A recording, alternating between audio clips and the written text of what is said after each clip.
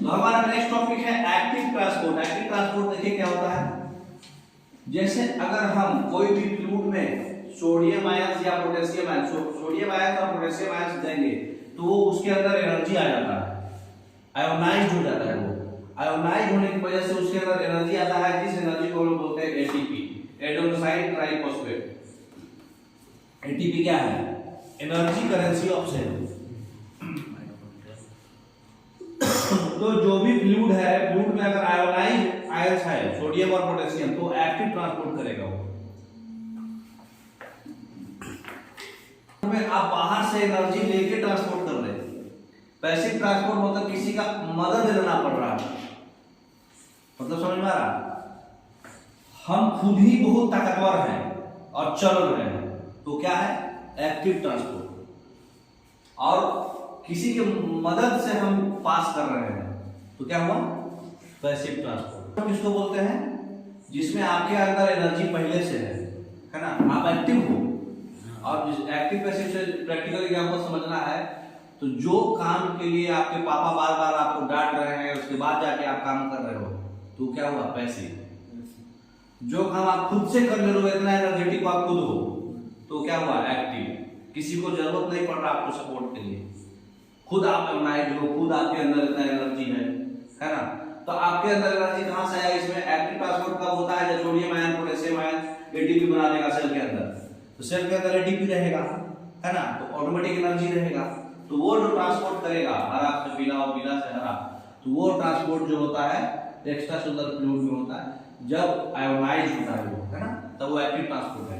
Next, अब question बताइए। अच्छा पहले पढ़ लीजिए ये। जब सेल मेम्ब्रेन में लो कंसंट्रेशन से हाई कंसंट्रेशन ग्रेडियंट के अगेंस्ट आप जाइएगा, मतलब active transport in the sense आपको करने का मतलब है कि आदमी संकल्प वाला है वो, उसको कितना भी ऑब्स्ट्रक्शन आएगा वो रुकेगा नहीं, थकेगा नहीं। चल राह पकड़ तो चल चला चल पा जाएगा वो दूसरा। एक बार राह पकड़ लिया तो रास्ता में कुछ भी कठिनाई आए वो किसी का नहीं सुनेगा, बहुत एनर्जी है उसमें, है ना। तो बहुत एनर्जी है तो लो कंसंट्रेशन से हाई कंसंट्रेशन जाने में तकलीफ होता है। क्यों? क्योंकि वो उल्टा ग्रेडियंट है। कोई भी चीज जो है, जैसे हाई टेम्परेचर, जहां पे टेम्परेचर हाई है और जहां पे टेम्परेचर लो है, हवा किधर उधर मूव करेगी। यहाँ पे गर्म हवा है, यहाँ पे ठंडी हवा है। ठंडी हवा नीचे की ओर आएगी, गर्म हवा ऊपर की ओर जाएगी। ठंडी हवा नीचे, दोनों चीज सोच के बोलो। आपका जो है मतलब ऐसे समझो, दो लोग हैं, ठीक है, एक गर्म आदमी है, पूरा फीवर है उसको, एक ठंडा आदमी है, दोनों आपस में गला मिला, तो टेम्परेचर किसका बढ़ेगा किसका घटेगा? दोनों का इक्वल हो जाएगा ना। तो फिर किसका बढ़ा किसका घटा? दोनों का घटा नहीं थे। जिसका एक आदमी ठंडा है पहले से, अब घट जाएगा फिर बराबर कैसे होगा? वो उसका ये प्योर का ज्यादा हो जाता है, तो जो गर्म आदमी है, जो ठंडा आदमी है, गर्म आदमी वाला कुछ टेम्परेचर इसको ट्रांसफर किया, मतलब मूवमेंट कैसे हुआ? हाई टेम्परेचर से लो टेम्परेचर, हमेशा गर्म से ठंडा में ट्रांसफर होता है मूवमेंट। तो मतलब हाई कंसंट्रेशन से लो कंसंट्रेशन होता है, बिना अगर उसको आप कुछ भी अवरोध नहीं लगाए तो हाई कंसंट्रेशन से लो कंसंट्रेशन में जाएगा, ठीक है। अगर आपको कोई चीज बोलने वाला नहीं हो कि हाँ पढ़ाई अच्छा चीज होता है, चाहे मतलब मूवी अच्छा चीज होता है, तो आप ऑटोमेटिक क्या करोगे? आपको कुछ बाहर से एक्स्ट्रा एनर्जी नहीं लगाया जा रहा है, मतलब बाहर से कोई आपको नहीं टॉनिक दे रहा है कि तू पढ़, चाहे तू कुछ कर, है ना, लाइफ में कुछ करो चाहे कुछ पढ़ो ऐसे, तो आप ऑटोमेटिक क्या करोगे? लौंडियाबाजी करोगे, मूवी देखोगे, वो क्या है? Low concentration. तो तुम्हारा कंसंट्रेशन पहले हाई था लेकिन आप लो कंसंट्रेशन की तरफ भागोगे, समझाने के लिए बता रहे हैं। तो हाई कंसंट्रेशन से लो कंसंट्रेशन भागना ऑटोमेटिक होता है, लेकिन लो कंसंट्रेशन से हाई कंसंट्रेशन भागने के लिए आपको ताकत चाहिए, अपने अंदर सेल्फ मोटिवेशन चाहिए। तो वही सेल्फ मोटिवेशन जो एनर्जी है वो एक्टिव ट्रांसपोर्ट उसको कराता है। वो हमेशा लो कंसंट्रेशन से हाई कंसंट्रेशन लेके जाएगा। और अभी आप लो कंसंट्रेशन से हाई कंसंट्रेशन किसका पढ़े थे? ऑस्मोसिस का। ऑस्मोसिस में किसका था? सॉल्वेंट का। यहाँ पे क्या है? सॉल्यूट है। अब यही सॉल्यूट हाई से लो रहेगा तो क्या हो जाएगा? डिफ्यूजन होगा ना। डिफ्यूजन क्या होता था?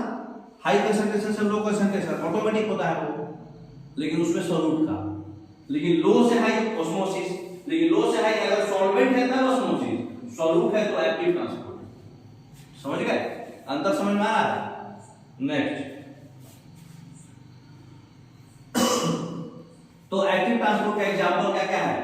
फैगोसाइटोसिस, बैक्टीरिया जो है ऑटोमेटिक खाना खाने लगता है, चाहे आप बहुत दिन से खाना नहीं खाए।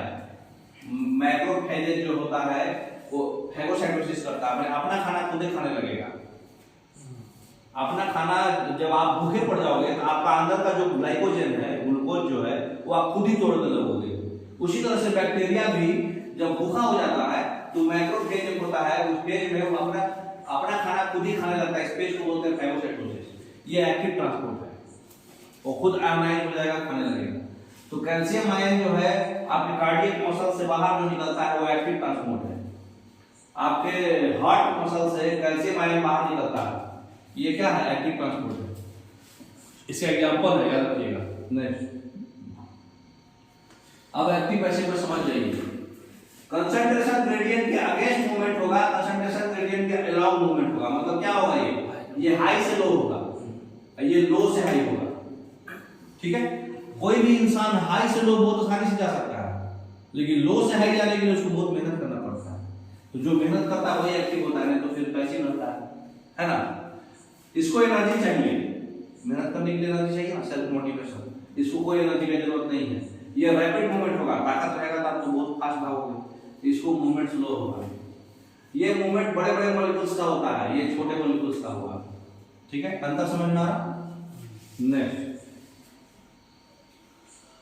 अब सारा पढ़ लिया, क्वेश्चन बताइए। मेन डिफरेंस एक्टिव और पैसिव ट्रांसपोर्ट में क्या है? पैसिव ट्रांसपोर्ट नॉन सेलेक्टिव है, एक्टिव ट्रांसपोर्ट सेलेक्टिव है। पैसिव ट्रांसपोर्ट को कंसंट्रेशन ग्रेडियंट चाहिए बायोलॉजिकल मेम्ब्रेन के अक्रॉस, और एक्टिव को एनर्जी चाहिए नहीं, गलत है। पैसिव ट्रांसपोर्ट जो है एनायनिक कैरियर प्रोटीन होता है, और एक्टिव ट्रांसपोर्ट जो है कैटायनिक होता है। एक्टिव ट्रांसपोर्ट जो है ज्यादा तेजी होता है पैसिव ट्रांसपोर्ट से, ये सही है। एक्टिव ट्रांसपोर्ट तेज होता है ना? नेक्स्ट, अच्छा, हमेशा तेज नहीं होता है, एक चीज और इसमें बोला है आगे की। Passive transport requires a concentration gradient across a biological membrane. Active transport requires energy to move solute. Active transport में एनर्जी की जरूरत पड़ेगा सॉल्यूट को मूव करने के लिए, लो कंसंट्रेशन से हाई कंसंट्रेशन के लिए। और पैसिव ट्रांसपोर्ट किस मीडियम में जाता है? एक बायोलॉजिकल मेम्ब्रेन के अक्रॉस होता है। ये भी सही है, बी ऑप्शन सही है। ये हमेशा सही नहीं है। एक्टिव ट्रांसपोर्ट जो होता है फास्ट होता है पैसिव से, लेकिन मोर रैपिडली नहीं होता है। फास्ट होता है लेकिन बहुत ज्यादा तेज नहीं होता है। इसलिए ये क्वेश्चन थोड़ा सा मोर भी लिखा, रैपिडली भी लिखा, इसलिए इसको गलत करेंगे। बी ऑप्शन सही है। एक्टिव को एनर्जी लगता है, ठीक है? तो एक्टिव ट्रांसपोर्ट को एनर्जी लगता है। और अगला क्या है? इंडोसाइटोसिस, पिनोसाइटोसिस सेल ड्रिंकिंग, और फैगोसाइटोसिस सेल ईटिंग, खुद का खाना है ना। तो मटेरियल जो है वेसिकल्स के फॉर्म में अगर खाना खा रहा है मेम्ब्रेन्स, तो उसको हम बोलते हैं सेल ईटिंग। फैगोसाइटोसिस आपको समझा दिया, खुद का खाना आप खाने लगे तो ये कौन खाता है? वेसिकल्स के फॉर्म में खाते हैं। अगर वही चीज आप खुद का लिक्विड लेने लगे, प्लाज्मा लेना in the form of vesicles और बैग लाइक स्ट्रक्चर पिनोजोम, तो देखिए खुद आप सेल को खा रहे हैं तो फैगोसाइटोसिस, खुद आप सेल को पी रहे हैं तो बायोसाइटोसिस। बस अंतर यही है, दोनों वेसिकल्स के फॉर्म में होगा। दोनों के लिए हमको मेम्ब्रेन लगेगा। इसका मेम्ब्रेन का नाम खाली मेम्ब्रेन है, इसका मेम्ब्रेन का नाम है प्लाज्मा लेमा। अब देखिए नाम ही आंसर है पिनो, इसको पिनोजोम स्ट्रक्चर रहेगा इसका, और फैगो मतलब इसका स्ट्रक्चर होगा फैगोजोम। अब ये हुआ इंडोसाइटोसिस, मतलब आपके अंदर हो रहा है सब कुछ। इंडो मतलब अंदर है, एक्सोसाइटोसिस का होगा सेल वोमिटिंग, मतलब आप प्लाज्मा मेम्ब्रेन की तरह उल्टी कर रहे है ना। इजेशन of waste material, waste material आप निकाल रहे हैं सेल का प्लाज्मा मेम्ब्रेन से। सबसे बाहरी मेम्ब्रेन तो आपका प्लाज्मा ही है ना, स्किन का सबसे बाहर, सेल का सबसे बाहरी पार्ट क्या है? प्लाज्मा मेम्ब्रेन, एनिमल सेल का। तो अगर आप उल्टी कर रहे हैं तो एक्सोसाइटोसिस कर रहे हैं। तो ये सब आपका क्या है? ट्रांसपोर्ट हो रहा है। एक बार आप खाना खा रहे हैं, एक बार आप पानी पी रहे हैं, एक बार आप उल्टी कर रहे हैं। तो खाना खा रहे हैं, पानी पी रहे हैं, मतलब आप ले रहे हैं अंदर, लेकिन उल्टी कर रहे हैं तो आप बाहर निकाल रहे हैं, तो एक्सोसाइटोसिस। नेक्स्ट, एंडोसाइटोसिस क्या है? आपका एक्टिव ट्रांसपोर्ट होता है क्योंकि आप अंदर ले रहे हैं मेम्ब्रेन की मदद से। नेक्स्ट, अमोइबा जो है एंडोसाइटोसिस नहीं खाना खाता है, पहले अपना शेप चेंज कर लेगा, शेप चेंज करके ऐसा शेप बनाएगा, छुप जाएगा अंदर, तो खाने को अंदर ले रहा है। ये प्रोसेस को क्या बोलते हैं? अमोइबा जिस प्रोसेस से खाना खाता है, सूडोपोडिया। सूडोपोडिया के मदद से खाता है, प्रोसेस को क्या बोलते हैं?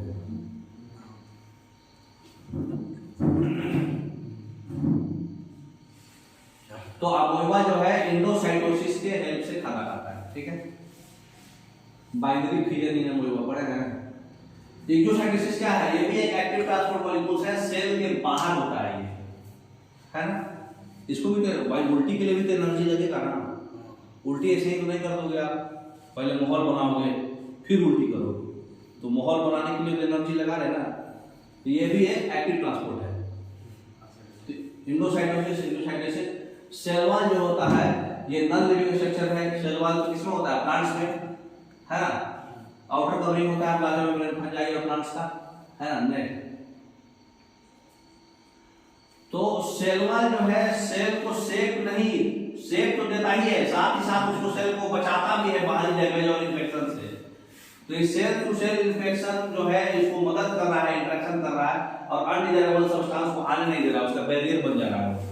तो सेल वॉल जो है सेल को शेप देता है, सेल को प्रोटेक्ट करके रखता है, इन्फेक्शन से बचा के रखता है, डैमेज से बचा के रखता है, अनडिजायरेबल बड़े बड़े मॉलिक्यूल से बचा के रखता है ना।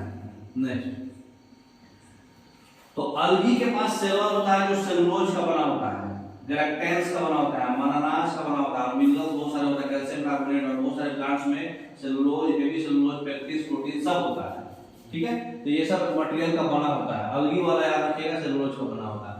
तो अगले सेशन में हम लोग सेल न्यूक्लियस पढ़ेंगे।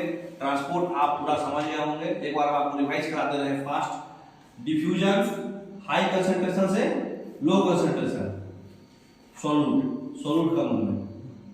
ऑस्मोसिस लो कंसंट्रेशन से हाई कंसंट्रेशन लेकिन सॉल्वेंट का मूवमेंट। एक्टिव ट्रांसपोर्ट लो कंसंट्रेशन से हाई कंसंट्रेशन लेकिन सॉल्यूट का मूवमेंट, लेकिन उसके लिए एनर्जी चाहिए। और एक और क्या था हमारा, बताइए? Facilitated transport. उसके लिए आपको फैसिलिटेटेड ट्रांसपोर्ट का बस एग्जांपल खाली एक याद रखना है आपको, ठीक है। बस एग्जांपल में याद रखना है, ये हाई कंसंट्रेशन से लो कंसंट्रेशन, ठीक है, लेकिन मेम्ब्रेन प्रोटीन की मदद से, ठीक है। इसका एक ही एग्जांपल है, एग्जांपल इसको दिखा दीजिए, अगला एक स्लाइड में है, बस ये एग्जांपल ग्लूकोज ट्रांसपोर्ट, एक ही एग्जांपल, ठीक है। ओके।